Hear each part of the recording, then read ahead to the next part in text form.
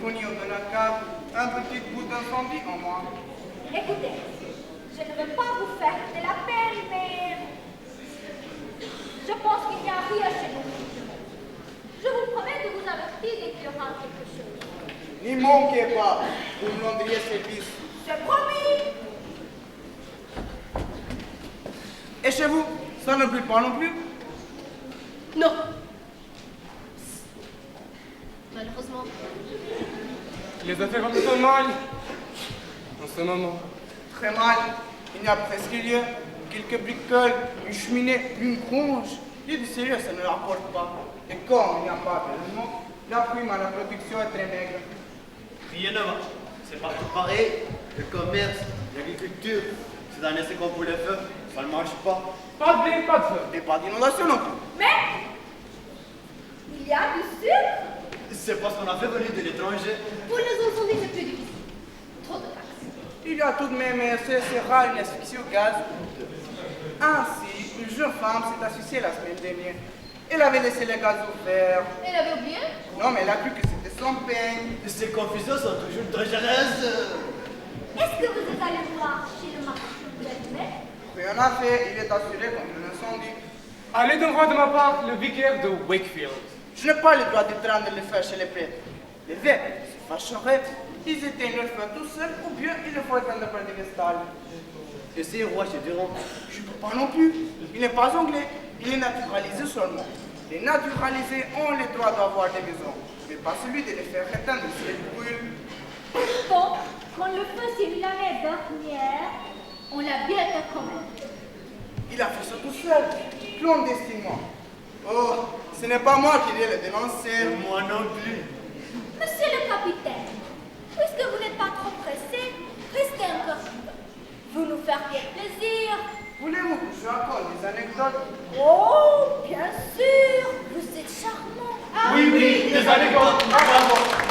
Et ce qui est encore plus intéressant, c'est que les histoires de pompiers sont vraies. Toutes. J'ai vécu. Je parle des choses que j'ai expérimentées moi-même. La nature, avec la nature, pas les livres. C'est exact.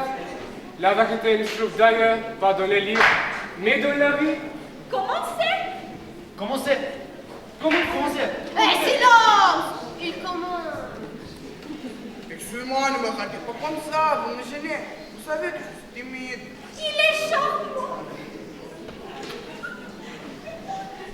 Je vais tâcher de commencer comme lui, mais promettez-moi de ne pas. Mais si on fait des mains, Je n'avais pas pensé. Je vous l'avais dit, c'est un gosse. Oh, les chers enfants. Oui. Eh bien, voilà. Le chien et le bœuf, fable expérimentale. Une fois, un autre bœuf demandait à un autre chien, pourquoi n'as-tu pas avalé ta trompe? Pardon, répondit le chien. C'est parce que j'avais cru que j'étais éléphant. quelle est la morale? C'est à vous de la trouver. Il a raison. Une autre. Un jeune veau avait mangé trop de vermilaire. En conséquence, il fut obligé d'accoucher. Il mit au monde une vache. Cependant, comme le veau était un garçon, la vache ne pouvait pas l'appeler maman. Il ne pouvait pas lui dire papa non plus, parce que le veau était trop petit. Le veau fut alors obligé de se marier avec une personne. Et la mairie prit alors toutes les mesures édictées par les circonstances à la mode. À la mode de quand? Comme le truc. Vous la connaissez donc? Il était dans tous les journaux. Ça s'est passé peu longtemps. Je vous en dirai une avant tout. Le serpent et la reine. Une fois, un serpent s'approcha de Renard et lui dit, il me semble que je vous connais. Le renard lui répondit, moi aussi. Alors dit le serpent, donnez-moi de l'argent. Le renard ne donne pas d'argent. Répondit le rusé animal qui vous s'échappait s'entendre dans une vallée profonde, pleine de fraisiers et de miel de poule. Le serpent lui attendait déjà en riant de rire, mais fistophilique. Le serpent sortit son couteau en hurlant. Je vais t'apprendre à vivre. Puis son fiancé dans le dos. Il n'eut pas de chance. Le serpent fut plus vif. D'un coup de poing bien choisi, il frappa le renard en plus fort qui se blessa en 1000 morceaux. Tout en s'écriant. Non, non, 4 fois. Je ne suis pas ta fille.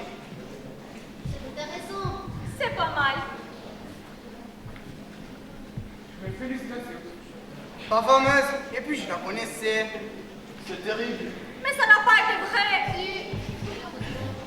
C'est votre tour, madame. J'en connais une seule. Je vais vous la dire. Elle s'intitule Le Bouquet. Ma femme a toujours été romantique. C'est une véritable anglaise. Voilà. Une fois, un fiancé avait apporté un bouquet de fleurs à sa fiancée qui lui dit merci. Mais avant que lui dise merci, sans dire un seul mot, lui prit les fleurs que lui avait données pour lui donner un bon leçon et lui disant je les reprends. Il lui dit au revoir en le reprenant et s'éloignant par-ci, par-là. Oh, charmant. Vous avez une femme, Monsieur Smith, dont tout le monde est jaloux. C'est vrai, ma femme est l'intelligence même. Elle est même plus intelligente que moi. En tout cas, elle est beaucoup plus féminine. On le dit. Encore une, capitaine. Oh non, il est trop tard. Dites tout de même, Je suis trop fatigué. Rendez-nous ce service. je vous en prie. Non, Vous avez un torse de glace. Nous sommes faits de chapeau. Je vous en supplie. soit. Il accepte, il va encore nous embêter. Pas de chance. J'étais trop polie. Là, mon grand-père avait un oncle paternel, un cousin germain, dont un oncle maternel avait un beau-père, dont le grand-père paternel avait épousé une jeune indigène, et dont le frère avait rencontré dans une de ses voyages une jeune fille, dont il s'était épris et avec laquelle il eut un fils, qui se maria avec une pharmacienne intrépide, qui n'était autre que la nièce d'un gratimètre inconnu de la marine britannique, et dont le père avait une tante. Alors, couramment, l'espagnol était peut-être une des petites-filles d'un ingénieur moderne, petit-fils lui-même des propriétés de vie dont on dirait un peu médiocre, mais qui avait un petit cousin.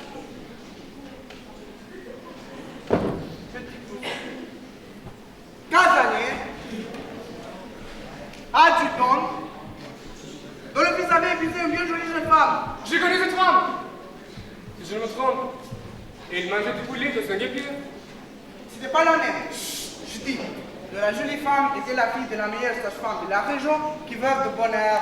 Comme ma femme. C'était la mariée avec le vitrier plein d'emprunts qui avait fait à la fille du chef de gare son chemin de la vie. Son chemin de fer. Donc, le père était élevé au Canada par une vieille femme qui était une année de curé dont la grand-mère attrapait parfois en hiver comme tout le monde une brume. Curieuse histoire. Presque incroyable. Pendant son rêve, je prends des repos. C'était une précaution inutile mais absolument nécessaire. Excusez-moi, monsieur le capitaine, mais je n'ai pas très bien compris votre histoire. À la fin, quand on arrive à la promesse du prêtre, on s'empêtre. Toujours, on s'empête entre les pas du prêtre. Oh oui, capitaine. Recommencez. Tout le monde vous le fait. Ah, je ne sais pas si je vais pouvoir. Je suis en mission de service. Ça dépend de l'air qu'il est. Nous n'avons pas l'heure chez nous. Mais la pendule, Elle marche mal. Elle a l'esprit de contradiction. Elle indique toujours le contraire de l'air qu'il est.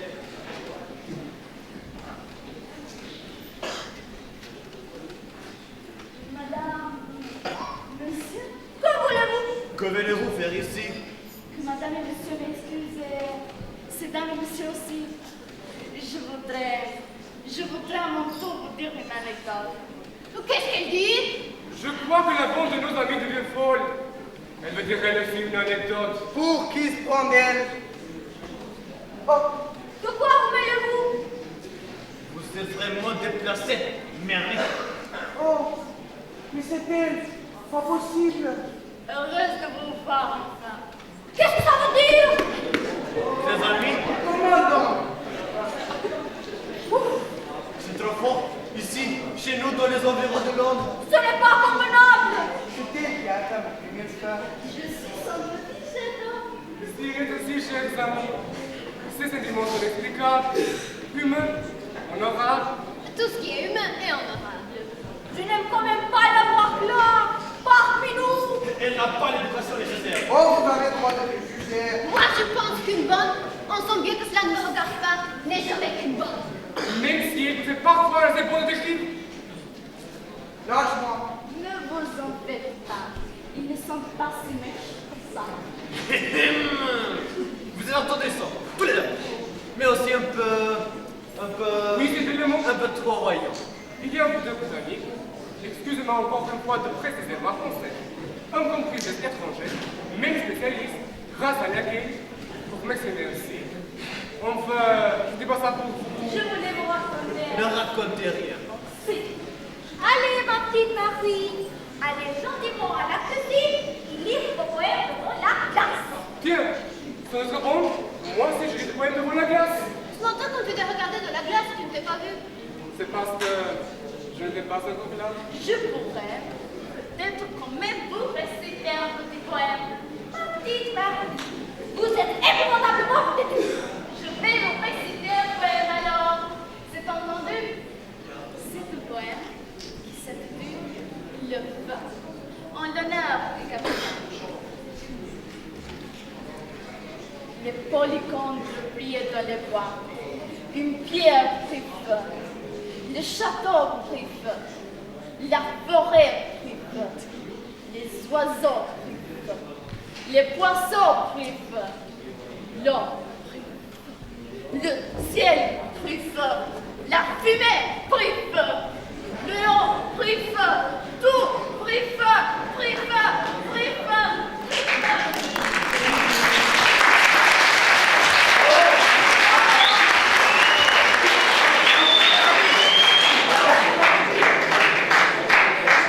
Que ça m'a donné froid dans le dos.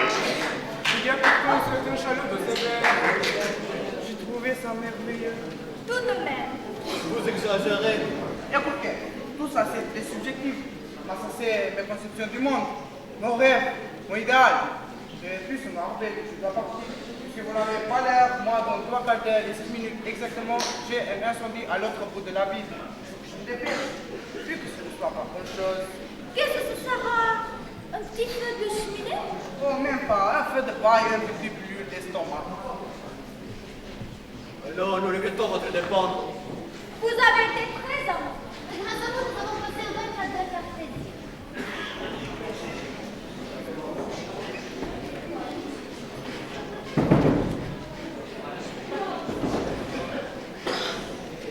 À propos, et la cantatrice Charles?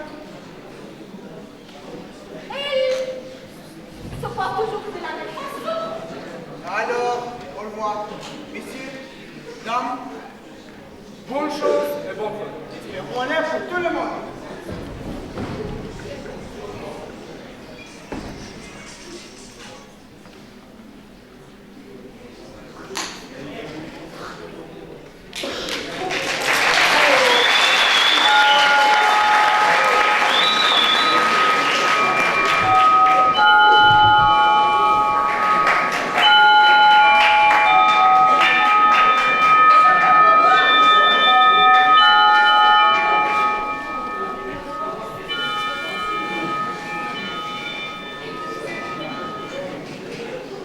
Tiens, il est 9 heures.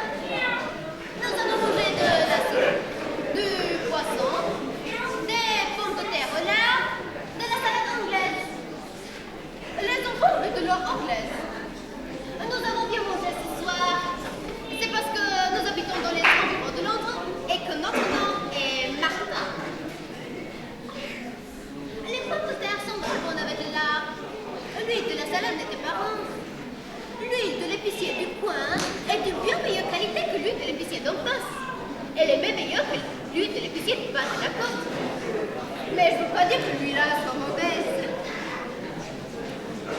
Pourtant, c'est toujours l'huile de l'épicier du coin qui est la meilleure. Mary a bien cuit les pommes de terre cette fois-ci. La dernière fois, elle les avait pas bien fait cuire. Je ne les aime que lorsqu'elles sont bien cuites. Le poisson était frais. Je m'en suis léché les babines. J'en ai pris 2 fois. Non,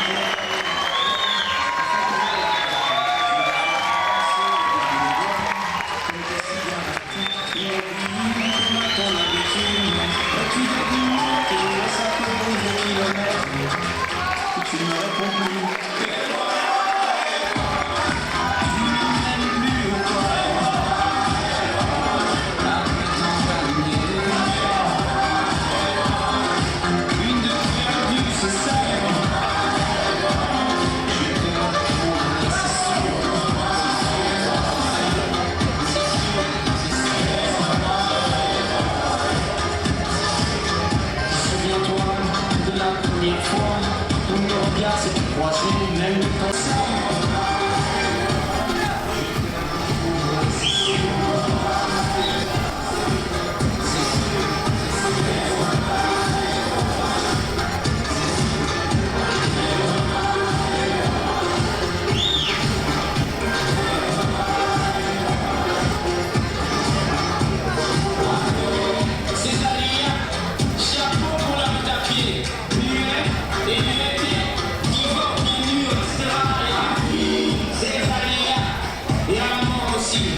Brigade, tu en brigade, des millions de soldats.